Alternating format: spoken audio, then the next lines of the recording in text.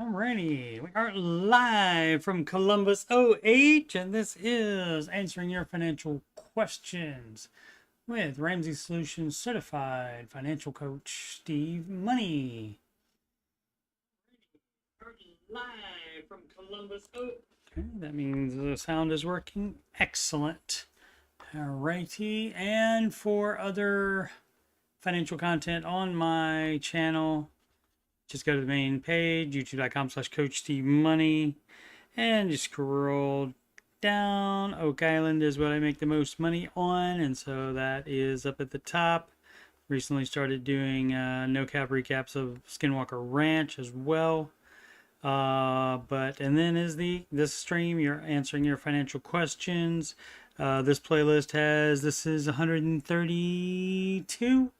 Is this episode that we're doing live right now. And of course the Ramsey Show after show, and there are 403 of those, and that will be Tuesdays and Thursdays until further notice, approximately 5:25 p.m. Eastern time. And there's a music playlist that has 11 Ramsey adjacent songs in there. Please listen to those if you are so inclined. Let's get to the questions. Status Chocolate 8523. We're on reddit.com/r/Dave Ramsey. We sort by new. We go down to the bottom. I've done these before. The ones below I've done before. And I go from the bottom to make sure I don't miss any, because sometimes I do so many shows that I get through all 1,000 that are on there at one time. Downsizing. For context, I have a studio apartment in the Northern Virginia area, and I pay right under $2,000. What up, Joy? Right up $2,000 a month. My plan is to rent a room or a base room apartment, hopefully 1,000 or under. I even thought about moving to Maryland, which is cheaper. The DMV, DC, Maryland, Virginia, the DMV area is no joke as far as cost of living. It is crazy around there because you got all the government workers for one thing, and so that does make things go up a bit there. Let's see, but I hate the actual state of what, Maryland? My question is, how do I maintain my sanity? Okay, I mean, this is kind of like I'm getting Justification Station vibes here on, this would be the same thing as this person saying, I need to move. And it may be better for you to move. You may want to move, but you may not have to need to move. And so that's one of the things that people always say, I need this. And no, you didn't need it. You didn't, or we got a loan because we needed to. No, you chose to do that. You chose to get a loan. Let's see. I have only had a roommate one time, and it was only for a few months, and I absolutely hated it. I prioritized my personal space almost above all else. Okay, that's fine. My worry is that I won't be able to pull this off because of how much I value my personal space. Well, the further you move away from that area, like you can live elsewhere in Virginia, further away, move 30 more minutes away from DC than you are now. And maybe that city, town, whatever, will be cheaper. You'll have a longer drive in, but then you'll get your personal space. See, the problem is you can't have everything that you want. That's not possible, because guess what? Income is limited. You're only limited to the income that you have. Otherwise, you have to work more. You have to spend less, that kind of thing. And part of that is not spending $2,000 a month for an apartment. And that's just a studio apartment. So like I said, it's very expensive there. And so that would be a no. You can even move away from the entire area. Move to the Midwest. It's much cheaper there. And for $1,000, you can have a one-bedroom apartment, a non-studio, like I said, in Midwest. And so you can move. But, you know, then the person might have something that would be like, you know, a justification. Well, I only know people here, or my family is here. Well, sure, okay, but again, you cannot have everything if everything is adding to the costs. So that's the dealie on that. Let's see what else is going on here. The money I used to pay for my apartment each month, that I used to pay comes from my disability, so it does not directly come from my paycheck, but it still could be used to pay off debt faster. Okay. If I continue my current debt path, I will be out of debt next August, as I pay between $2,250 and $2,500 each paycheck. That's good. I mean, you'd like to get out of debt as soon as possible, and if you had less in rent that you had to pay, you would get out of there. But I mean, also, if so, you get disability, and also you're working as well.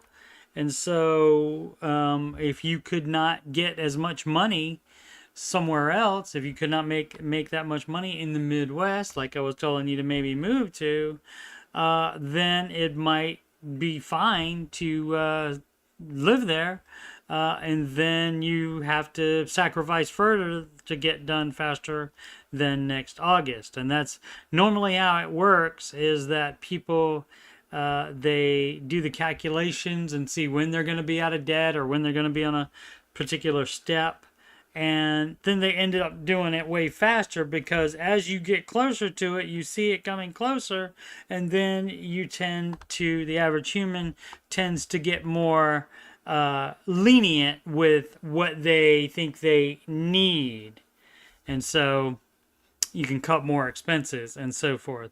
Recently stopped 401k contributions, so that's the fluctuation. Yeah, and so that's what you would be doing for that. So it's up to you. And you cannot have everything all at once. And especially a big thing of not having everything all at once is you can't live in a high cost of living area and plus make significant progress on the baby steps unless you have a high cost of living salary.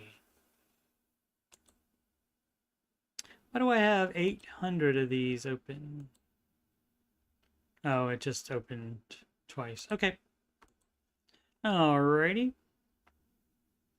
Let's see. Even development, 7569. Right. Baby step 2, emergency bathroom repair. All right. Let's read it instead of, I was going to say something, but why don't we read it first this time? I normally jump to conclusions, and so sometimes have to take it back. So I'll go ahead and read this. We recently had an issue with our tub leaking. Unfortunately, it leaked into our living room ceiling. So long story short, we have an old cast iron pipe that is going bad, which will need replaced. That's need to be replaced. They do a lot of leaving that out in some people in Ohio, a lot more people in the state up north, Michigan. And a couple other places they do that. Well, they just leave out the words to be. Along with our subfloor flooring, living room ceiling, only patching this, okay? And bathtub shower. Homeowners isn't paying a dime because it's pre-existing issue, sure. We're debating, that might supposed to be we're debating, on using our credit card to pay for half. That's a no. Baby step 0, which is not on this list, but part of baby step 0, there's multiple parts of baby step 0, and part of that is where you decide you're going to pay off your dumb debt in step 2, which that's what you're doing now, so you must agree that it's dumb. And you also decide you're not going to take any more debt out. Ever. You find other ways. So, as far as this thing, what's going on here, you can do the best you can with it while you save up for it. So you, at that point, you would only pay minimums on debt. You wouldn't be paying extra to debt. And we do have 4K saved. Let me ask you this. Should you have 4K saved? That's a no, as they say in Australia. No. Like some A's in there before the O. No. It says save $1,000 in your start emergency fund while you're paying off debt. You don't save more than $1,000. So guess what? You got $3K already that you will can put to that. And you can maybe the plumber that's going to fix it. Maybe you can work it out. Maybe you can work out a payment schedule with that person, with that company. Total cost we were given was estimated $12K. This also includes mold cleanup. Okay, so what I'm going to do also is you get more than one estimate. People are so lazy. They get one estimate and then they stop, and that must be what it costs. Get another estimate from a different plumber, or whatever, whoever else would be fixing the subfloor flooring and living room ceiling. I don't know if that wouldn't go under plumber really, but so maybe you're using two different businesses, but get multiple estimates on that. Get multiple quotes. So that, guess what? So like if this one is $12K and you just happen to contact the highest one first, and then you get 2 or 3 more, and all of those are more like $8K, then guess what? You're wasting $4K by just giving up and going with the first estimate. Stop being lazy. It's just your time. Your time is free, and it's well worth taking extra time to do something to make the baby steps happen faster. The other thing with this kind of thing is, well, we had our tub leaking, okay, and now I get it. If it leaked on the living room ceiling through there and went through walls and stuff like that, the bathroom subfloor maybe, and you said you're only patching that, but that's when a lot of people would be like, oh, well, we needed to, or we had to do a bathroom remodel at that point, and that's a no. You did not have to. You chose to do that and spend that extra money. You can just replace the pipe, and you can patch the stuff that needs to be patched, and that's all you need to do. You do not need a remodel, which this person is not doing one, and it's just patching the subfloor flooring and the ceiling for the living room. So yeah, but you're not using debt ever again. It's part of baby step 0. And so you're doing it wrong. So let's do the baby steps right, shall we? What up, Minnie? Thanks for dropping by. Much appreciated. The 3D printer machine. Need advice if I should get a credit card. I don't know if you're familiar with Mr. Ramsey. This is the Dave Ramsey subreddit. Don't know if you're familiar with him, but he's the no debt guy. And if you know he's the no debt guy, this is a dumb question to ask. So the Ramsey advice would be no again. Hi, 17-year-old, still a baby. I get it. Dumb. All kinds of dumb stuff. And people do dumb 17-year-old stuff when they are way, way, way old too. Let's see. I'm wanting to ask, and what I'm wanting to ask is, I'm assuming, what's the best way to build credit? So this is a bull crap as well. Don't fall for the zeitgeist of the advertising, the marketing and such like that, making such a big deal of your credit. In America, you do not need credit for anything. You can buy a house even with manual underwriting, and that you do have to prove that you have paid stuff before, and that can just be utilities, that can be rent, and some landlords report your rent payments to the credit bureaus and such. And so, but you can show, at least, even if it doesn't give that information to the credit bureaus, you can still show all the receipts, you can show that history of paying that.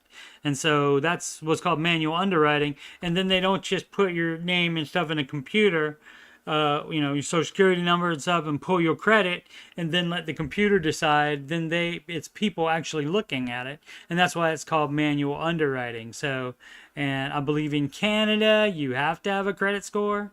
They have to go by that. And so that's pretty dumb. But in America here, you don't have to do that. Let's say you have an Etsy shop and spend about $200 a month in materials and supplies for my shop. Hopefully you're making much more than that in profit. Would it be a good idea to get a secured credit card to build credit? No, you don't need to have credit for anything. The only thing you need credit for is to borrow money. And if you're following Mr. Ramsey's advice, you're not going to borrow money for anything except maybe that house that you live in.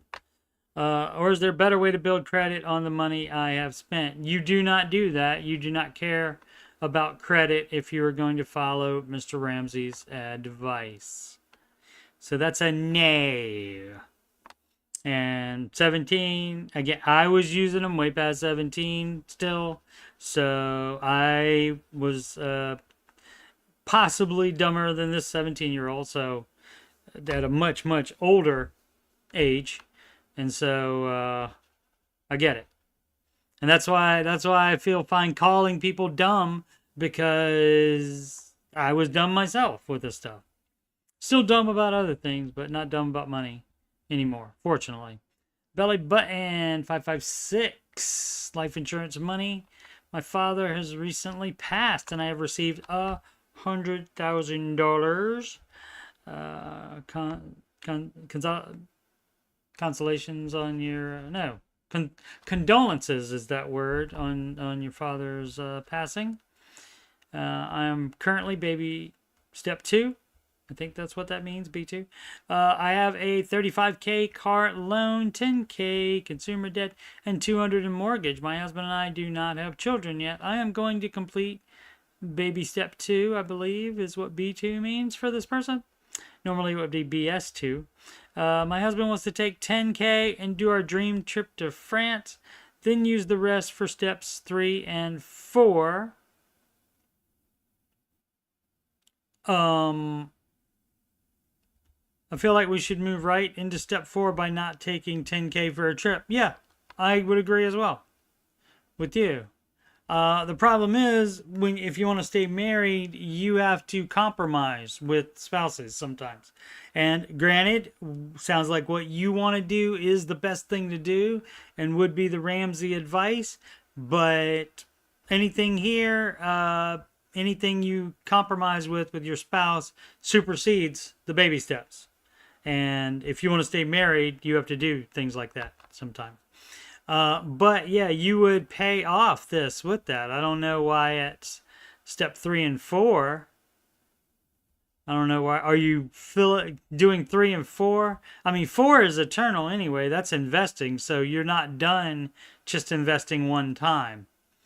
And so you would use that $100K to pay off the $35K car loan and the $10K. So that's $45,000. So that means you have $55,000 left. And out of that 55, then the consumer debt, 35K car loan, that is consumer debt as well. So that's 45K in consumer debt. So that means you have 55K left over, and you would do, since you have a mortgage, I recommend a 6-month emergency fund. So you would do that out of that 55K. And if that doesn't quite fill it, then you would save more to fill it after that. And yeah, no, on early baby steps, on steps 1, 2, and 3, there's no trips. The trips happen after you already start baby steps 4, 5, and 6 as they apply. Which 5 doesn't apply since no children. So it would just be 4 and 6 that you're doing at the same time. And you're only investing 15%, and that's like out of every paycheck. So that doesn't mean that automatically if you get 100K, then you have to put all that investing. No, you take care of the lower baby steps first. You do 0 investing until you get steps 1, 2, and 3 done one at a time, separately in order. Let's see. Thank you for all the wonderful insight. You've given me lots to think about. Okay, I don't know. Maybe somebody told her the same thing. That, yeah, what it seems like what you want to do is the Ramsey advice, but you have to compromise with a spouse. You got to. Or if you don't, if you refuse to, that could be indicative of other issues and could lead to broken up marriage, and that's not generally what we want. 420 edible queen, baby step 3, baby step 4, and blowing the budget. Okay, well those aren't connected in any way. Just like I said the last time, you have steps 1, 2, and 3 done one at a time in order without moving to a higher step. So you're not doing step 4 at all until step 3 is completely done.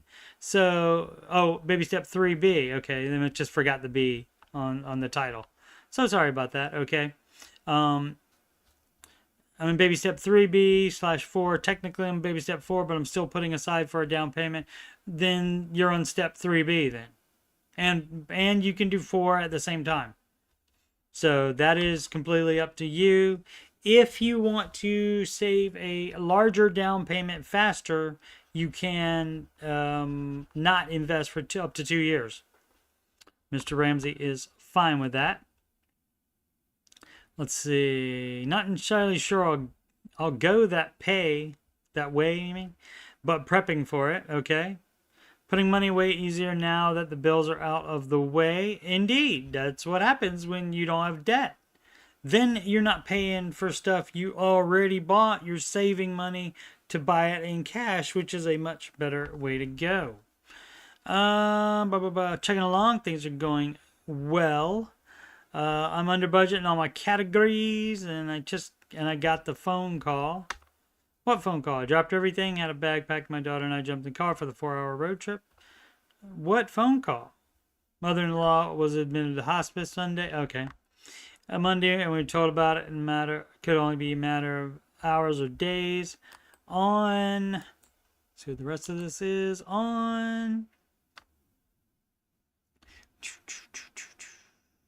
On the way up the highway, my daughter was on my app and booked a hotel for us. Naturally, with being in a hotel, cooking is out of the question. So we've been getting takeout and eating out way more than we should. From putting our expenses into cooking, I can already see that I have now completely blown the budget for food and gas. Sure. I don't regret what we did. Okay. And you just find a way to budget the rest of the costs. You are just cash flowing those. You don't put any of that on debt. And you go do it as cheaply as possible. Let's see. I don't regret what we did because she's my mother-in-law, my daughter's grandmother. We had to come and spend the time with her before she passed, right? On the bright side, we pulled off this trip and the extra expenses without needing to tap in the emergency fund money. Great. Fabulous. But there is that part of me that feels like I just messed up. No, you didn't. You did it exactly like you should. You should cash flow anything rather than hit the emergency fund. And also, it has to be more than a want. It has to be an actual emergency. And now, that's up to you as far as this, to decide how close you are with someone that is passing.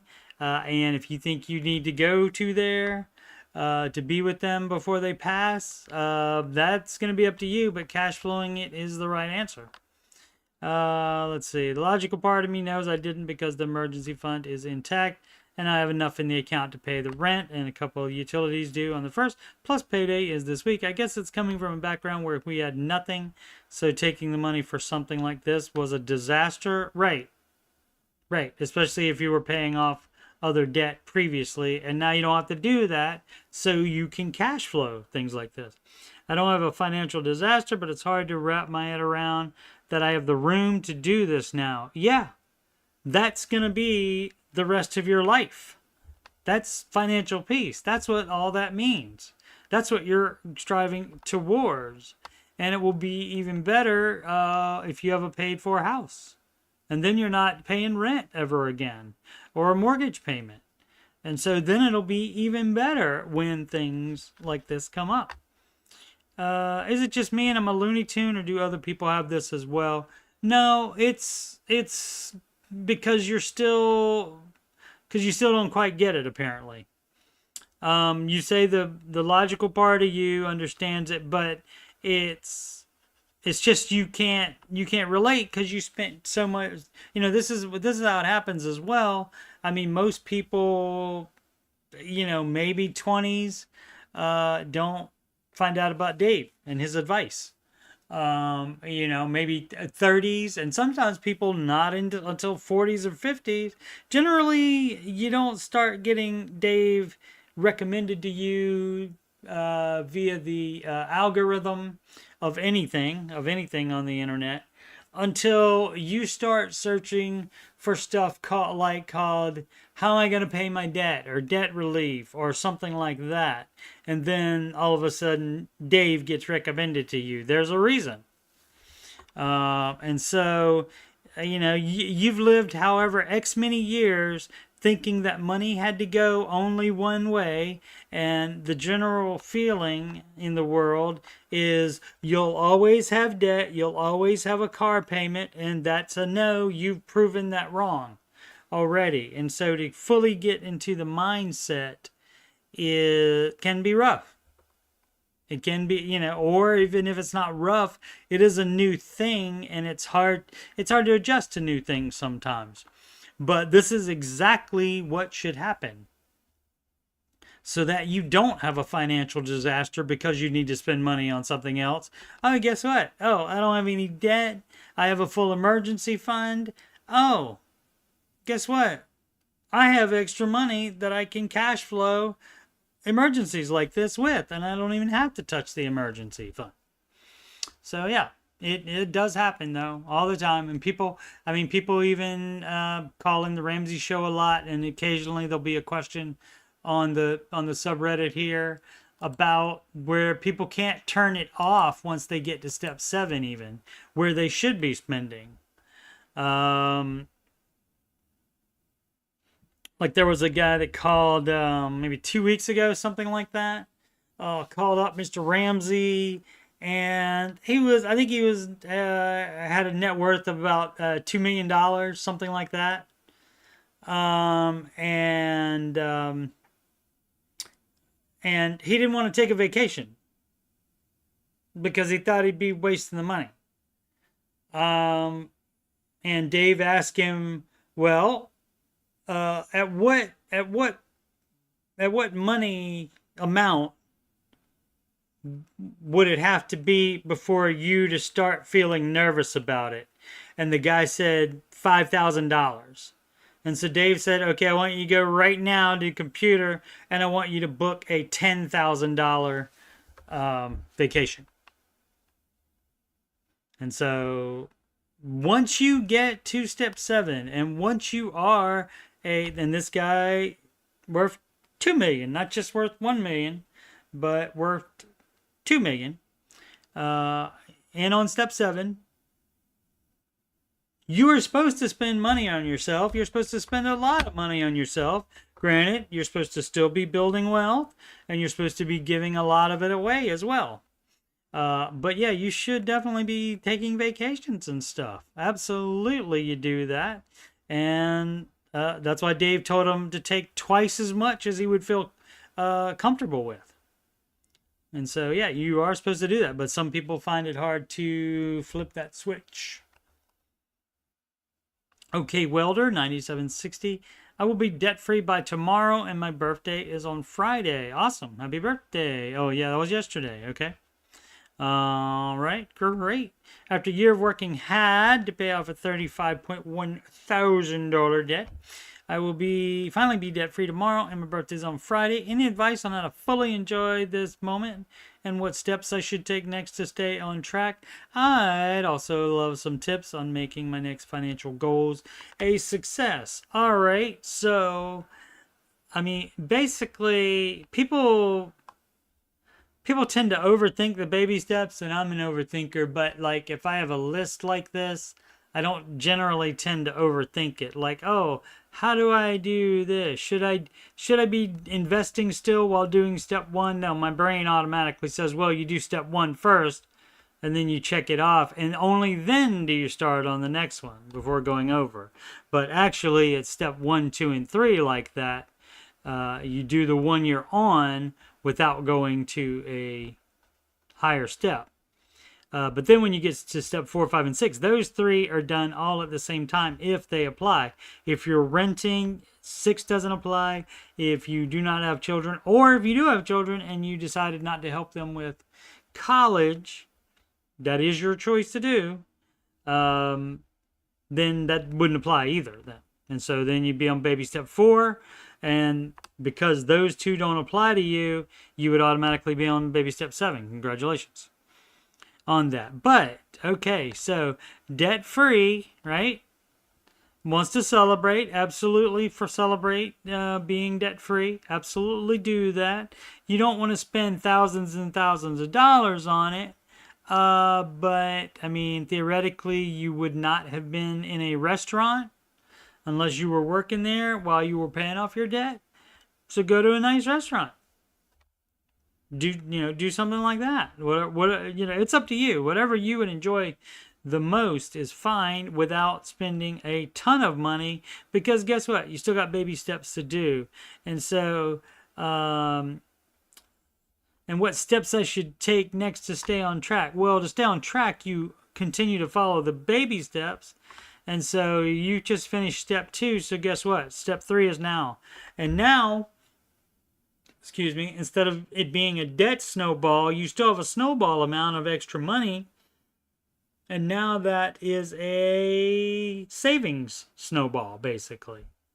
And you are growing your $1,000 into 3 to 6 months of expenses. And so you're getting the full emergency fund. And so baby step 3 would be your next step. And you do not invest. You do not save for kid college. You do not pay extra on the mortgage if you have one. You just get the full emergency fund first. And then when you're done with the full emergency fund, then you do steps 4, 5, and 6 as they apply all at the same time. Also love some tips on making my next financial goals a success. Well, you paid off that 35.1K.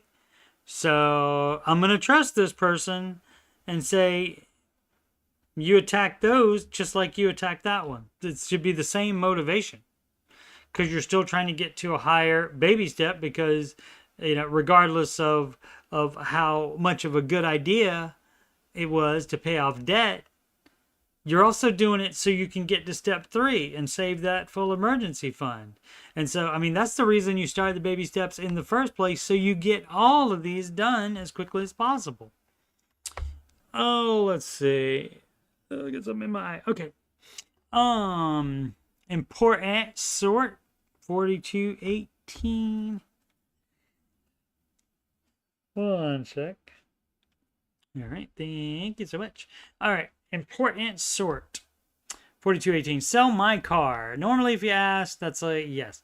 13,411 on a 2019 VW Jetta. Did I do this one? $384 a month. Insurance is running me about $240 a month for $10,000, $30,000 coverage in Central Florida. Spend about $70 a month in gas. My commute to work is about 2 miles each way. There are many options, hashtag third grade, of alternate travel, okay? I have an offer for $16,000 and need to accept it by Sunday. Well, that's tomorrow. Would you sell this vehicle? What baby step are you on? Oh, baby step 2. So, because you got that car payment. Is that your only debt? Is what I would want to know. Oh, no, here we go.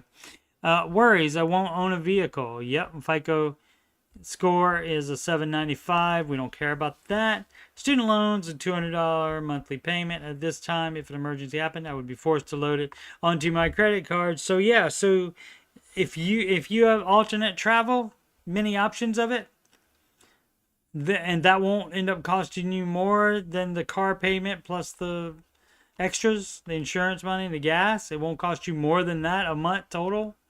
Then yeah, sell the car and use the alternate travel. And then that will get rid of that car loan plus give you extra so you can start saving the, oh no, so you got to pay the student loans off first. So pay student loans off first. You should have $1,000 emergency fund as a starter emergency fund, which you do that before you pay extra on debt at all. But yeah, sell the car. Kako 830 emergency fund for dual. It's DUAL, hashtag third grade again. Income household. Should the 3 to 6 month emergency fund be based on if our income turned to zero tomorrow, or based on if the higher income turns to zero? It's not based on your income at all. It's based on 3 to 6 months of your expenses. So it's the expenses for the entire household. And granted, the dual income does fund both of those, but that's how the emergency fund works. So it's not based on one person losing their job or both people. Actually, it's based on both people losing their job, because it's to cover expenses for 3 to 6 months. And if you have a mortgage, I would say make it 6 months.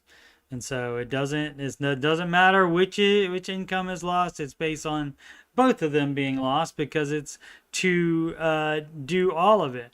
And now that is expenses. That's not like fund money is not included in that. Investing is not included in that. Anything that's optional, that's not a need. That's not one of the 4 walls, which would be housing, transportation, food, and clothing. But most people don't have to buy any clothes. They just want to. If you're doing the baby steps and all of your clothes has holes in them, fine, get a couple more clothes. You can go to Goodwill to get it though, and get it very cheaply. But yeah, the emergency fund is based on paying all of those expenses during all of that time. And you said it's a dual income, so I'm assuming mortgage. And so I would do the 6 month emergency fund. Joe C says, is long-term care insurance good or not? It is good if you're going to need long-term care. And so if you're in your 20s, you probably don't need it. The older you get, there's probably more of a chance that you need it. So generally not recommended unless you're, I would say 40s maybe. And hopefully you're young enough where that gives you time to get to almost to step 7. Anyway, does it make sense to switch to a Roth 401k? Yes, always. Now it does it now. Okay, well, let me read the question first. 24, based in New Jersey, and have been contributing 20% of my income. Should only be 15 until you get to step 7. 100k into my 401k, as well as maxing out my Roth IRA. I'm considering switching to a Roth 401k. Yes, do that. You're 24 years old. Your amount of growth is going to be hella more than the amount of contribution. So how about we pay taxes on the contributions instead of the growth? How about that? But since you have a regular 401k, if you converted that to a Roth, that is going to be a tax event, because you would have to pay taxes on all of your contributions to date on that now. And so, but what you can do is you keep the 401k as is and let it keep growing. And you start a new Roth 401k and you only contribute to that. Now, if you get a match at your company, you'd have to have a 401k anyway there, because they can't put a match into a Roth account. So you would still have to have that 401k there anyway. regardless. And so, but by keeping that the way it is and just starting to do new contributions into the Roth 401k, then that is the best thing to do, for sure. So, but you don't have to convert the other one. That is because that again would be a tax event. Now later you get through all the baby steps and you have X amount saved where you can just cash flow the taxes for that. Then at that point you may want to switch it over to the Roth 401k. Let's see. Concerned about the tax implications on my yearly taxes. Should I make the switch? Yeah, like I said, I wouldn't, although now at 24, that would be the least amount of contributions you're doing. But if you were start the Roth 401k, you'd be making the contributions into that instead. And so you wouldn't have any new amount of taxes because all of your new amount of taxes would already be going into a Roth account. And so in 20 years or 10 years or whenever you have the money that you can just cash flow the taxes on the existing growth, it doesn't say how long he's been doing it. Like if you've been doing that for 2 years, yeah, it's not going to be that much altogether comparatively. And so you can do that later at any time, but you don't have to do that right now. Let's see. Okay, welder again. I'm debt free. I think the person posted that they were going to be debt free. Yeah, 35.1k. Beyond happy and grateful to God. To Dave Ramsey's advice into life. Yeah, let's hear it for life. I'm from outside the USA, Colombia, to be exact. So how can I do my debt free scream from here? You would have to schedule that on the website. You can go on the website to do that.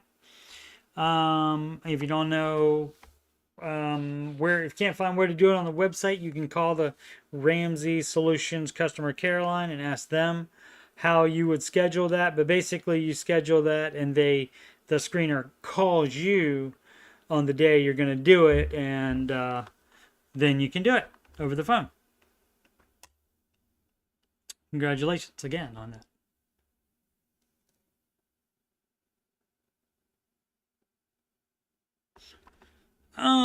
Worth it to hit mortgage hard to get rid of PMI. Well, you don't hit the mortgage hard until you're on baby step 6, sir. So let's see. Hello, everyone. Hi, guys. Wanted to see if I could get some other people's thoughts on my situation. 35-year-old man, currently have a mortgage sitting. It could be standing as well. At 131k, original loan was 145k, 4% fixed interest rate. I've been paying PMI because I didn't put 20% down on the house. That's how that works.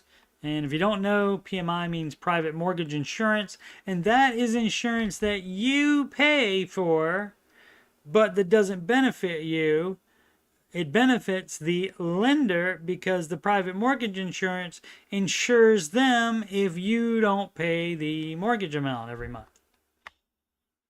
So that's what that is. And so yeah, you have to pay. It's basically you have to pay for an insurance policy that benefits somebody else, is what that is. If you don't put 20% down. Let's see. I would need to pay down the mortgage to 116 in order to own 20% of the home to remove PMI. Okay. So a 15k investment to start saving, 636 a year. Kind of looking at it like 4.24 annual return on this. That's okay. This person is overthinking it as well. But I would also save an interest overall on the mortgage by reducing. That's correct. When you reduce that. Yeah, let's see what else is going on with this person. However, of course there's going to be however, my 15k sitting in high yield savings is currently earning 4.3% interest and is liquid, which is worth consideration. Even further could be thrown in my 2024 Roth 457 as I haven't hit the limit. Hope all that makes sense. I've just got options and would love to hear some of your thoughts. Thank you, friends. Well, the Ramsey advice on this is, guess what? Outside of your full emergency fund, you don't have 15K in a high yield savings account. That's a no. You're doing it wrong. So you do not do that. So that 15K would go to whatever baby step you're on. Now, it doesn't say what baby step this person is on. So I would like to think step 6, since that's the only debt that was mentioned, but you never know. So if you are on baby step 2, you would apply it, that 15K, to baby step 2. If you're on baby step 3, you would apply it to step 3. If you're on 4, 5, and 6, you would apply it to 4, 5, and 6. And hopefully, let's see, you're already say investing already? No, it doesn't say anything investing already. So we don't know. We don't have enough information to do that, but you would be paying it off early anyway. If you're on step 6, you would be trying to pay it off early anyway, regardless, PMI or no. You would be trying to pay the thing off as soon as possible, but that also gets you out of paying that $53 a month for PMI as soon as possible as well. So win-win on that.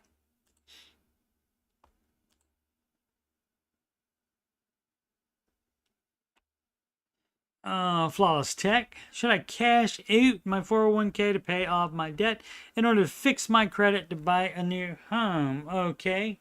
Everything this person is doing is bad. You do not tap 401k except to retire or to avoid foreclosure or bankruptcy. You do not care about fixing your credit. You do not need credit to buy a new home in the United States of America, sir.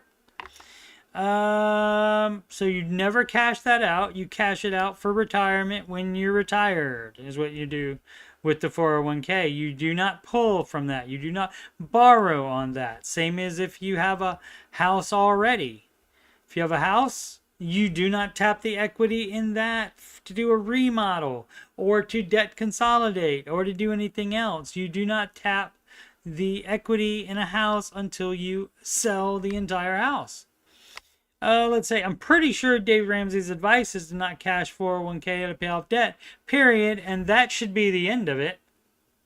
But it's not. People understand Dave's advice clearly, and this person said they were pretty sure that that is the advice. So why still, what are you typing after that? Why are you still typing stuff?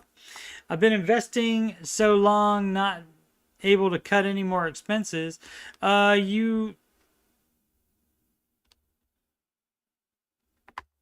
Let's see. Cutting more expensive. Plus, I could fund my emergency fund with the money and get out of debt. That's not how that works. That's not how it works. If you're on baby step 2, you should not be investing. No investing. So stop investing. And again, we don't care about fixing the credit. We don't care about it. If you pay off your debts, your credit will go up from making payments on debt. It will do that, but then after you don't take out any new debt, then it will go down. You do not need a credit score to buy a house in the United States of America. I'm told I can't get a loan with bad credit and no money in the bank, but I've got money in 401k. Okay, so I don't know who told you that, but you can do manual underwriting.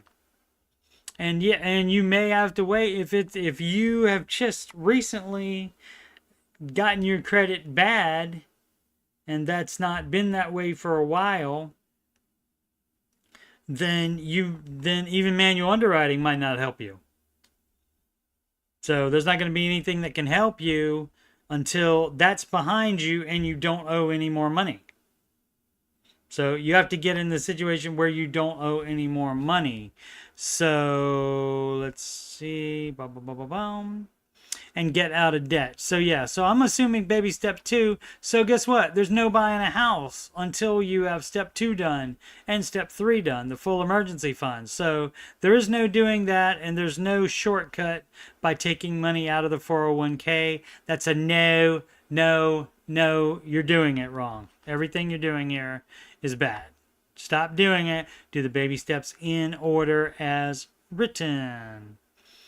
There's no house until you have to finish step 3 first, the full emergency fund. If you're going to buy a house, I recommend a full 6-month emergency fund. And then only then after that do you start separately saving for a down payment.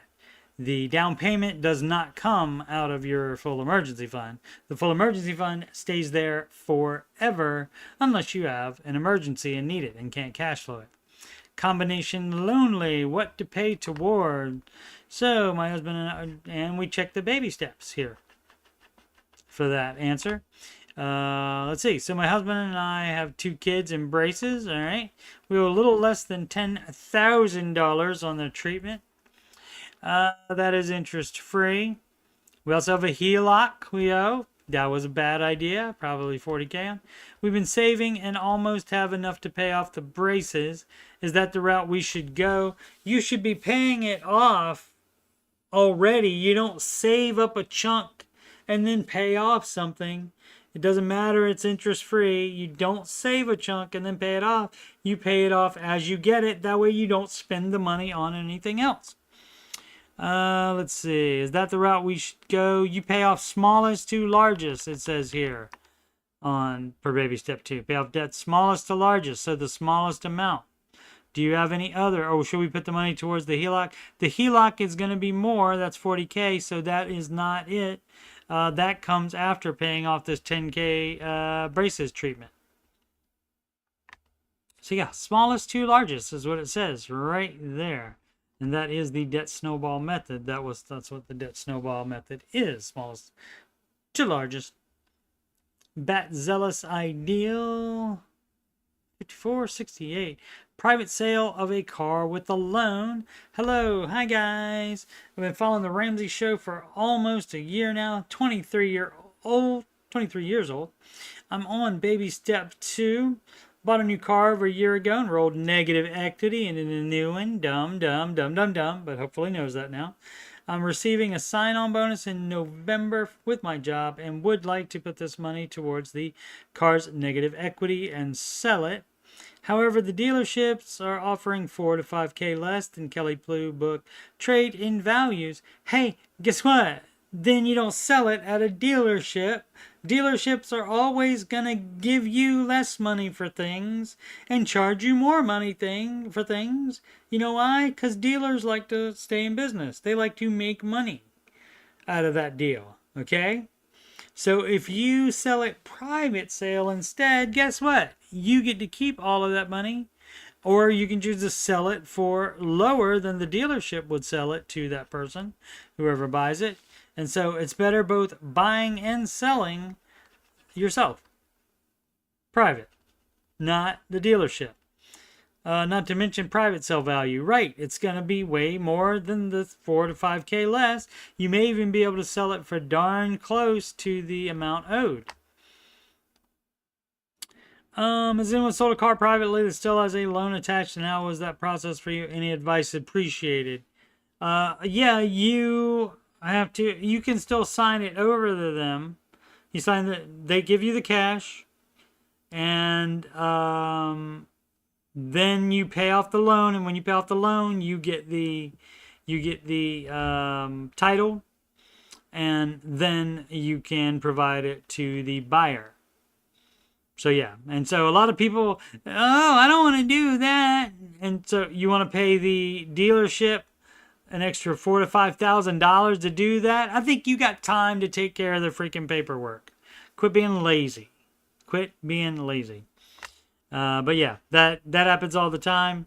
And even if you had to, even say this person owed $20,000 on it, and his car was only worth $10,000, just making it that way for easy math, So Dave is also fine with you getting a $10,000 loan to put with the $10,000 you can get for the sale, because those two together will pay off that $20,000 loan.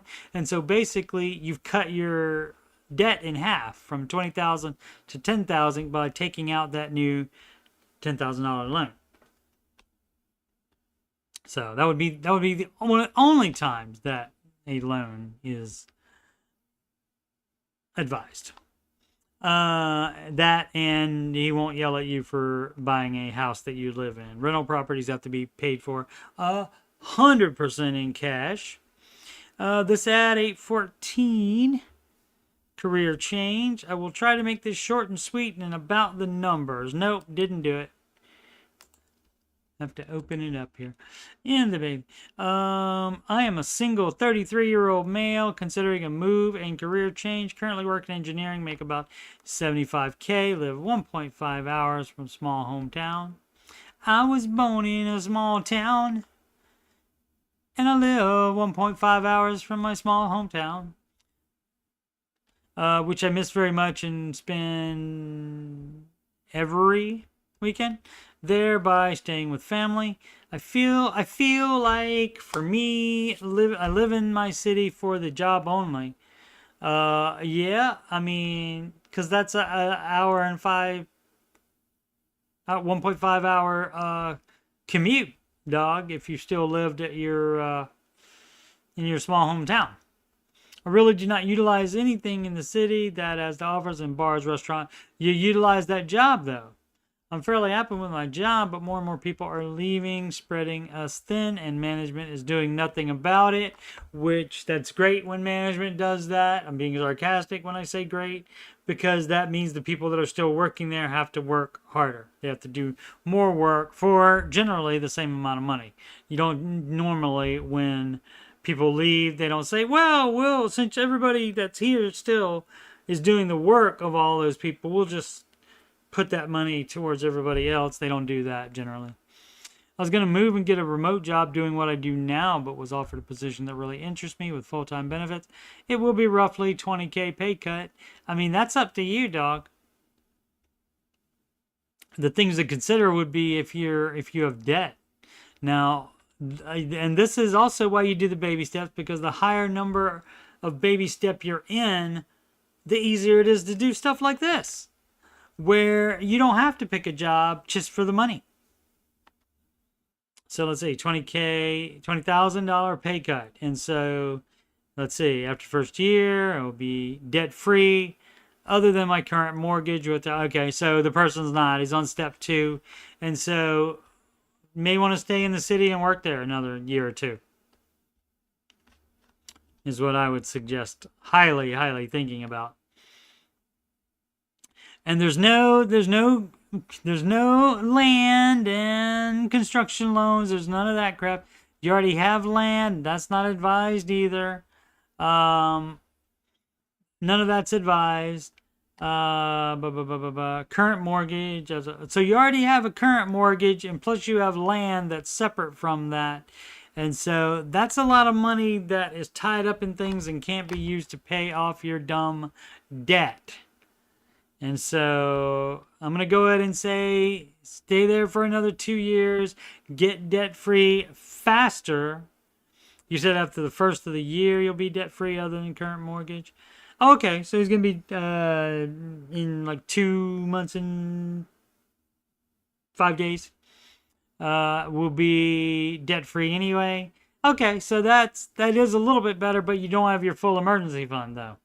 That's the problem. You got to build your full emergency fund. So I would maybe work there another year or another 6 months, or at least get your emergency fund and then do this move. I would get on more stable ground before making a move like this. Current employer does say that doesn't matter so much. Make around 55K. It doesn't say, we can't compare jobs because it doesn't say what the new employer does for investing, if anything. Does this seem insane, or have other has experience with similar? the basic thing is, and other things may be important to you, but the stuff that's important to deciding what you should do as far as the advice is how far on the baby steps you are, and step 2 is not a good place to be to have to make less money. That's not a good place to do that. Now, if you already were on step 4, you already had all non-mortgage debt paid off, and you already had a full emergency fund, then that would be a different thing. But you're going to be there soon anyway. But I mean, on into step 2 anyway is going to be January 1st, according to you. And so that part's great, but you still have to, if you're going to be having mortgages constantly, this current mortgage and then a new one, a construction loan. After that, I'm getting a 6-month emergency fund, 6 months of living expenses in your emergency fund. And so, yeah, I would tough it out for 6 months or a year longer to get that emergency fund done faster, and then I will do it. And so it's not insane. And like I said, I mean, this other times this comes in to play like a career change, the move and the career change. And they may do it for whatever reason. It doesn't matter the reason that they have for wanting to do it. But the further baby step, the higher baby step number that they are on makes that more and more sustainable. Makes it more and more doable without getting you into any more financial problems, such as not paying off debt and not having the full emergency fund. So if you have those already, then you're in pretty good shape for a career change, even if it's going to be for less money. And so I get wanting to live somewhere that you would rather be. I just did that myself. And so that is cool. Fortunately, I didn't have any debt and do have my full emergency fund. So there we go. No problems. So it wasn't even a second thought.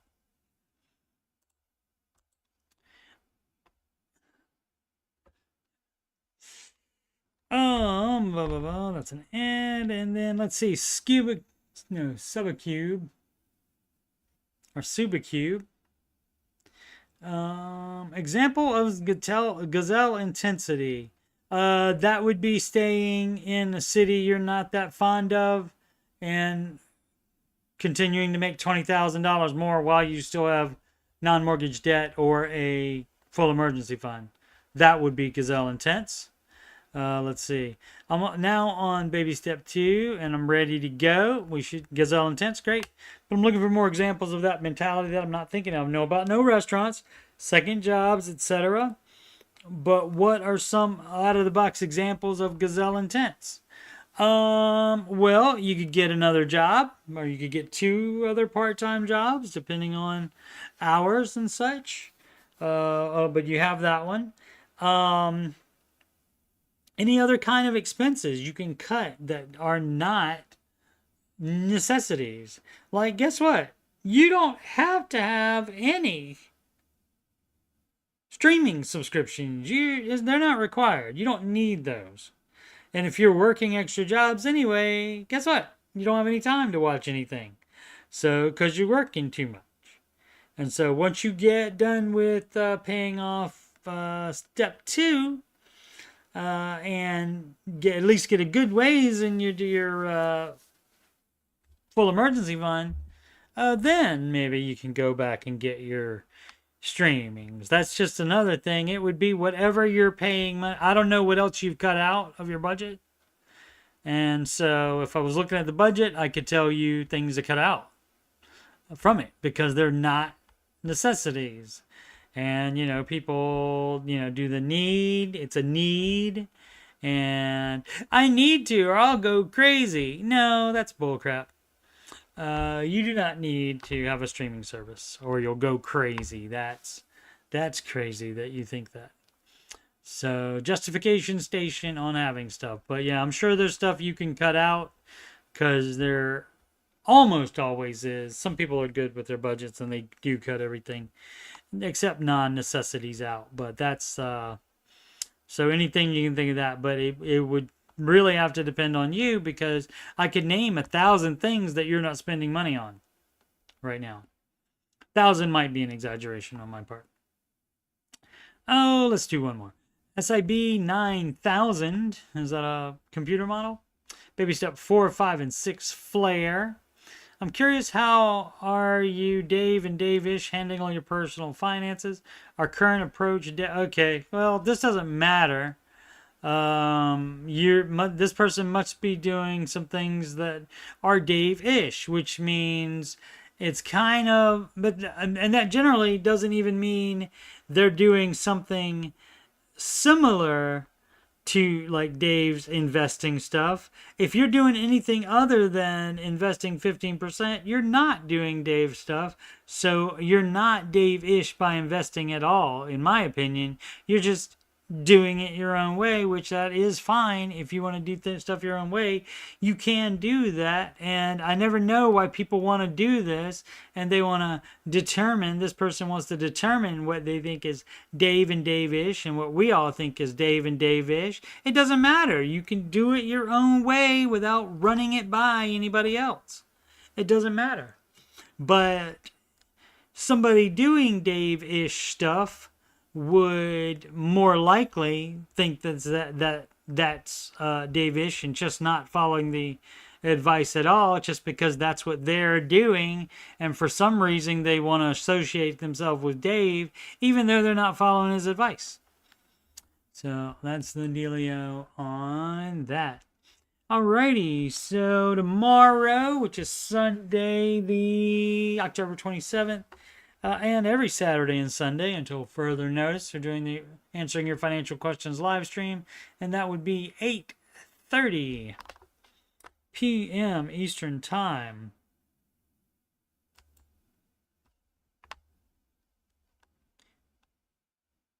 Right. Once again, I am Coach Steve Money. I'm a Ramsey Solutions certified financial coach, and if you've got money problems or you just want to make sure you're on the right track, you can schedule a free financial coaching consultation / assessment with me at calendly.com/Coach Steve Money. You can email me about coaching or anything else on my YouTube channel at coachstevemoney@gmail.com. Donations can go to paypal.me/Coach Steve Money. Alternatively, the Cash App, $Coach Steve Money. Or a Walmart gift card to coachstevemoney@gmail.com.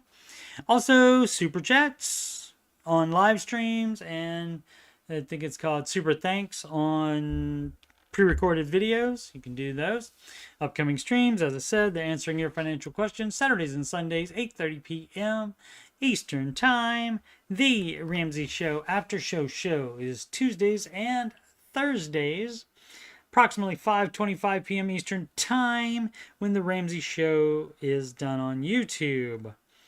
Ramsey Show Chat Refugee streams are going to be Mondays, Wednesdays, and Fridays at that same time slot, 5:25 p.m. approximately. And on those days, I will try to have some kind of other content for you. But basically, that's just a place where we can chat, since the show leaves an hour earlier. And that last hour is it's about 42 minutes, something like that, is available exclusively on their app. And so they're off of YouTube for that. And so I like to provide a place to chat. And of course, that lets me get more audience for any of the other content I want to have, like playing video games or anything like that. Alrighty. On your way out, please graze across that like button. I'll do that myself. You don't have to smash it, but you can lightly graze it. Much appreciated. Subscribe and comment as well on the pre-recorded videos or the already posted lives that are already done and still available to watch. And I think that was it.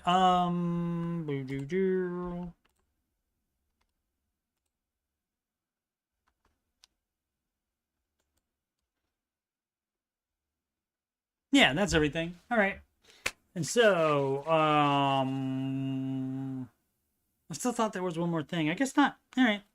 So again, tomorrow night, 8:30 p.m. Eastern Time. That's a Sunday. What up, Robert G? Thanks so much. Stopping in. He say good luck to Commanders tomorrow. Yeah, I don't know if Jaden's going to play or not, but they don't really lose that much. Mariota seems to have done a fine job. Granted, Bears have a better team than Mariota faced last week.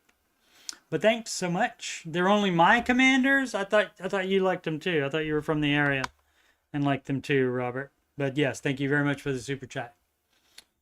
Coach Steve Money Channel, brought to you by Robert G. Alrighty. Again, thanks everybody for watching, and that is awesome. I'm very humbled by that because there's so much content now that you could be watching anything and you're watching me instead, and that is just awesome. So thank you so much for that. And as always, make smart financial decisions every day.